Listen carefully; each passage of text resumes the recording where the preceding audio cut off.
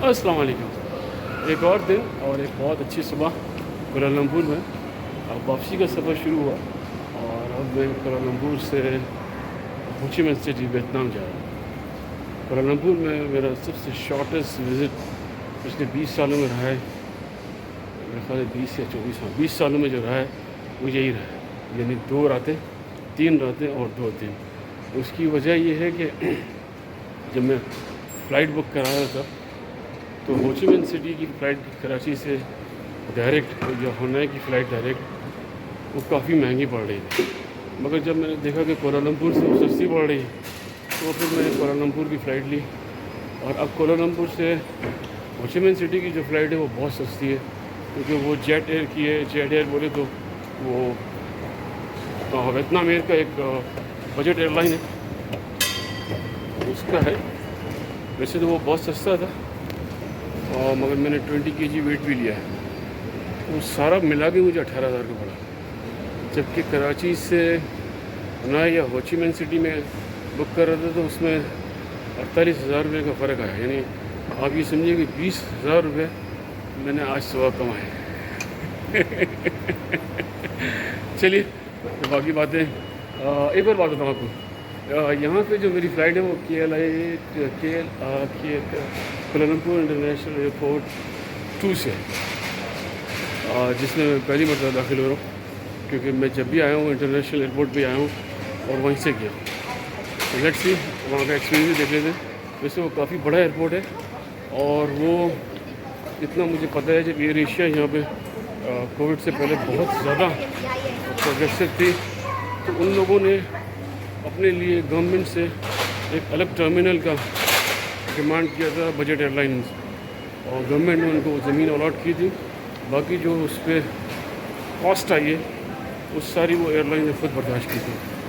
जैसे हमारे यहाँ सियालकोट एयरपोर्ट है, बिल्कुल इसी तरीके से इस operated by private operator. Jet से चल के देखते क्या चीज़ है। जी अब मैं ऊपर से नीचे आ गया। ये बस स्टेशन है और यहाँ ये केएल इस सारा ऊपर जो है इसके इर्द गिर्द केएल सेंटर है और ये गंतिंग आइलैंड के लिए बस जाती है।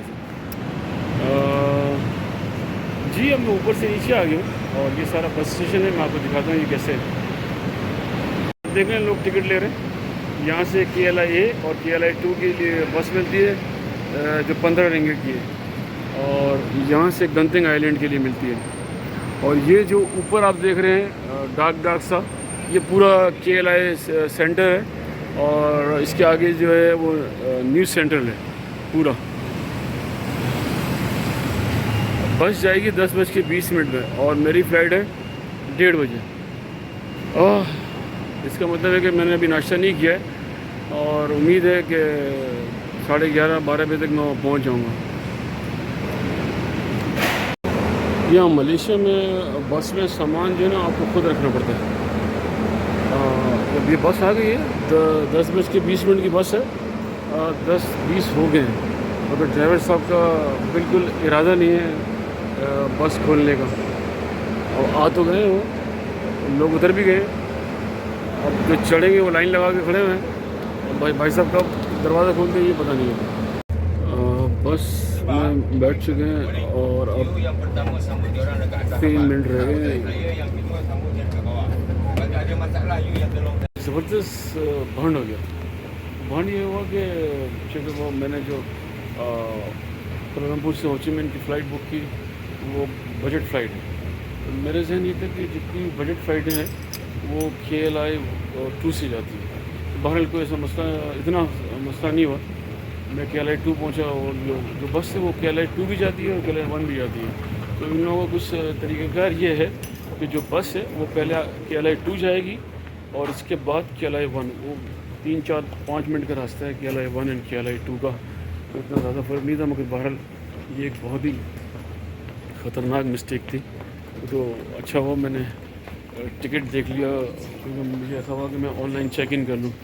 तो जैसे ही ऑनलाइन चेक इन के लिए मैंने लिंक खोला तो पता पड़ा उसमें लिखा हुआ है T1 यानी टर्मिनल 1, KLIA टर्मिनल 1। एनीवे इस वक्त तो टर्मिनल 1 पे हूँ और अभी जाके पहले देखना है कि कौन से नंबर पे वो एयरलाइन ऑपरेट करती है।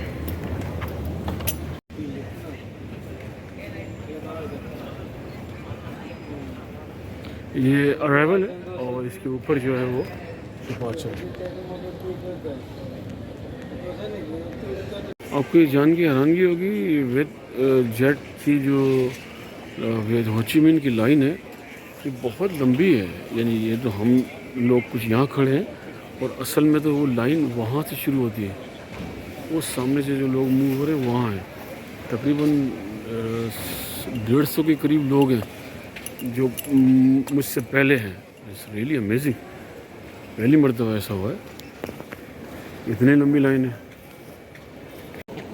एक अच्छी बात ये हुई कि मैंने ऑनलाइन चेक इन कर लिया था जब मैं बस में बैठा था, तो यहाँ आया तो बहुत लंबी क्यू थी। मैंने तो कहा भाई मैं ऑलरेडी ऑनलाइन चेक इन कर चुका हूँ, तो मैंने कहा ठीक हुआ, बात नहीं, आप ऐसे करें तो काउंटर ए और A9 पे आएँ। यानी इसका मतलब ये कि अभी क्यू बहुत लंबी है और मैं बस आप समझिए मेरे आगे एक और बंदा है जैसा, और मेरे आगे जो है ऑलरेडी एक ही बंदा है। बहुत ही ज़बरदस्त एक्सपीरियंस रहा बोर्डिंग का। ये डोमेस्टिक है, सॉरी। बहुत ही ज़बरदस्त एक्सपीरियंस रहा बोर्डिंग का। मेरे ख्याल से तो मैं बहुत लेट हो गया था, मगर ऐसा कुछ भी नहीं हुआ। मेरा बोर्डिंग इतनी लंबी क्यू लगी थी, तकरीबन 150 के करीब लोग थे मेरे से पहले। बस वो मैंने एक वो जो वहाँ काम करते हैं सर्विस प्रोवाइडर हैं, मैंने उनसे कहा कि मैं ऑलरेडी चेक इन कर चुका हूँ। तो उन्होंने कहा अच्छा आप चेक इन कर चुके हैं, ऐसा करें A8 या A9 में जाएँ।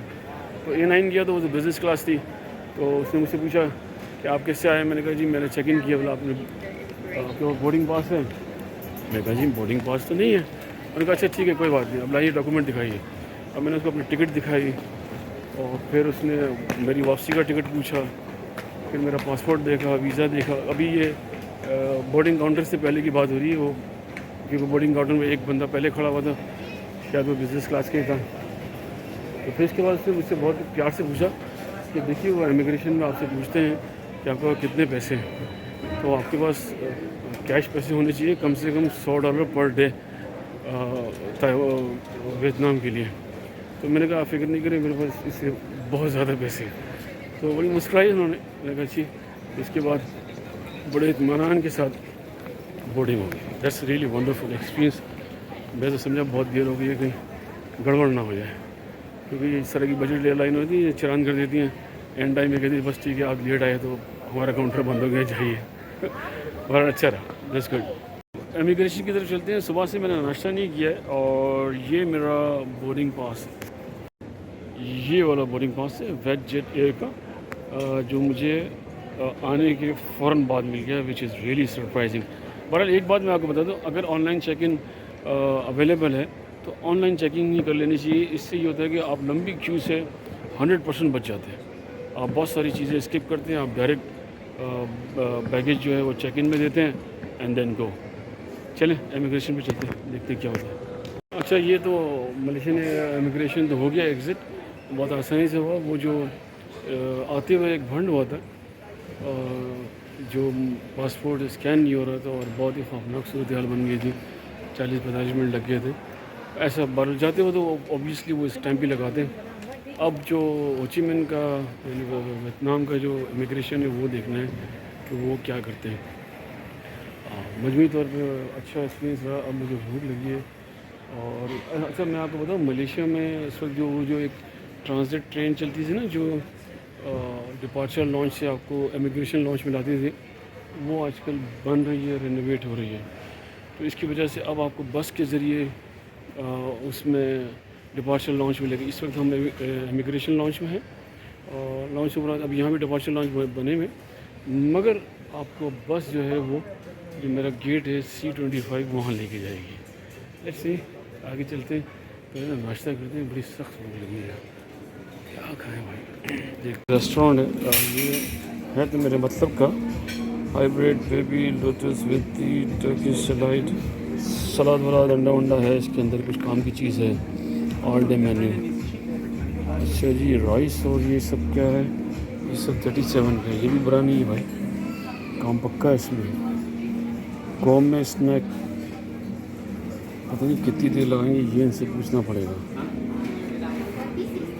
ये है काम की चीज़, 35 रिंगे का है, सस्ता है, इतना महंगा नहीं है।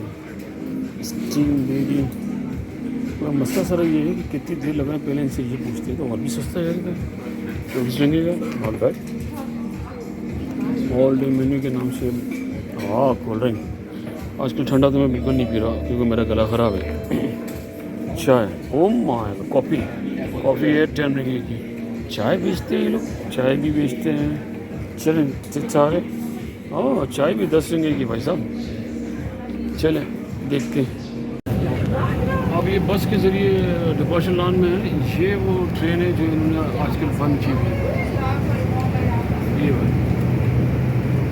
और लेकिन कुछ रेनोवेट कर रहे हैं, कुछ काम काज कर रहे हैं इसके ऊपर, एक्सटेंड कर रहे हैं इसको। देख रहे हैं अब ये एक्सटेंशन चल रही है।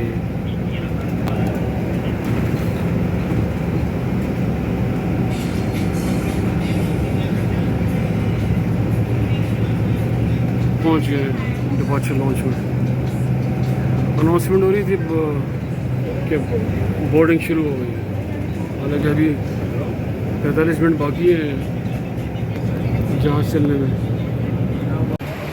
बस से उतर के दोबारा डिपार्चर बिल्डिंग में आए। पहले तो नाश्ता तलाश किया जाए क्योंकि शरीर डिपार्चर लॉन्च में आ गए। हुआ ये कि जब वो नाश्ते के लिए बात करी, नाश्ता को इतना महंगा नहीं था, 40-50 रुपये में आराम से बड़ा अच्छा हो सकता है। तो उन्होंने फरमाया, मैंने पूछा कितना टाइम लगेगा, तो उन्होंने कहा 25 से 30 मिनट लगेंगे। और मैंने कहा कि इतना तो टाइम हमारे पास है नहीं। तो वो मुस्कुरा के कहने लगे, जाओ फिर दबा जाओ। बहरहाल तो मैं आपको बताऊँ, मलेशिया में लोग बड़े तमीज़ के साथ लाइन में लग के खाना लेते हैं। यानी अगर आम रेस्टोरेंट में ना तो उसमें भी लाइन लगाते हैं वो, ऐसा नहीं है एक दूसरे को। तो उस रेस्टोरेंट में ऑलरेडी लंबी लाइन थी। अब मैं ये देखता हूँ कि मेरा गेट किधर है और उस गेट के पास करीब तरीन रेस्टोरेंट कौन सा है।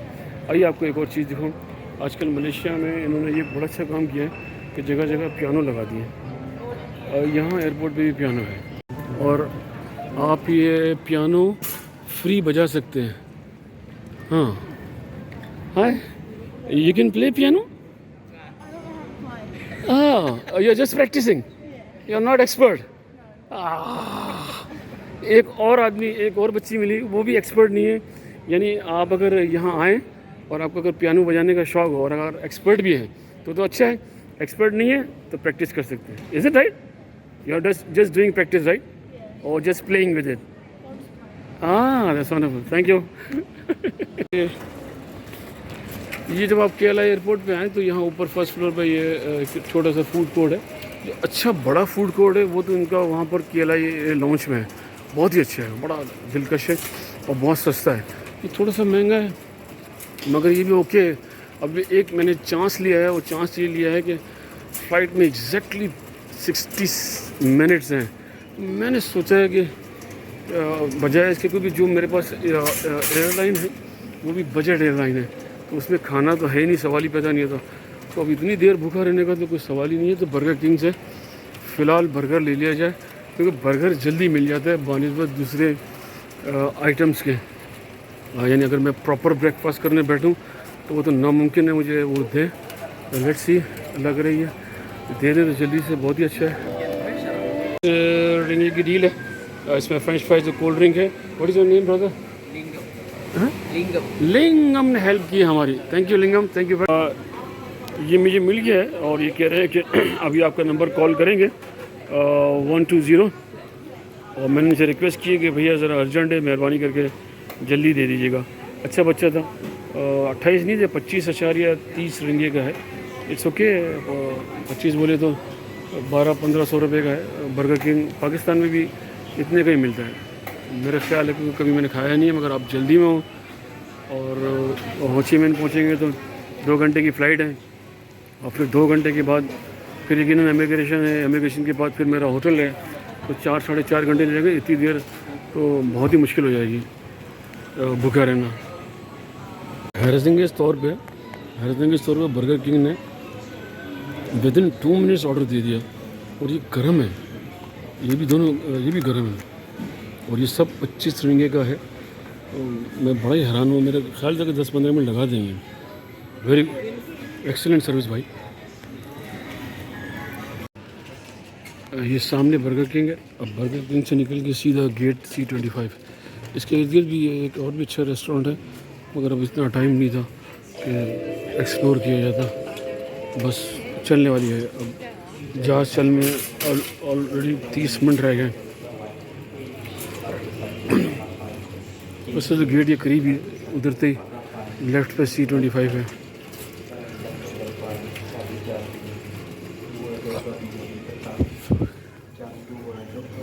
ट्रॉली यहीं छोड़नी है। अल्लाह का शुक्र है, वो जो भागम भाग सफ़र शुरू हुआ था वो अपने एंड पे पहुंचा।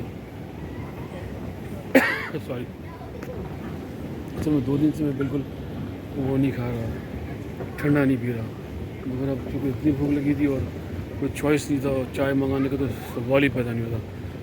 12 अभी भी 30 मिनट बाकी है और अभी लंबी क्यू लगी है वेट चेक एयर में, ठीक ठाक लंबी क्यू है। उन्होंने कि जल्दी अनाउंसमेंट करते हैं तो बस पहुंच ही जाओ, और अभी तक लोग जा ही रहे हैं। चलें, खैर है, कोई बात नहीं। अपने को चाय नहीं मिली तो क्या हो, कोल्ड ड्रिंक से। वैसे यार बर्गर किंग वालों का जो कोल्ड ड्रिंक का गिलास था वो बहुत ही बड़ा था भाई, ठीक ठाक, वो लार्ज साइज़ का था वो। मैंने तो थोड़ी सी पी, बाकी छोड़ दी क्योंकि मेरा गला वैसे ही ख़राब है, मैं ज़्यादा नहीं पी सकता। ये आ गया है गेट, सॉरी, आई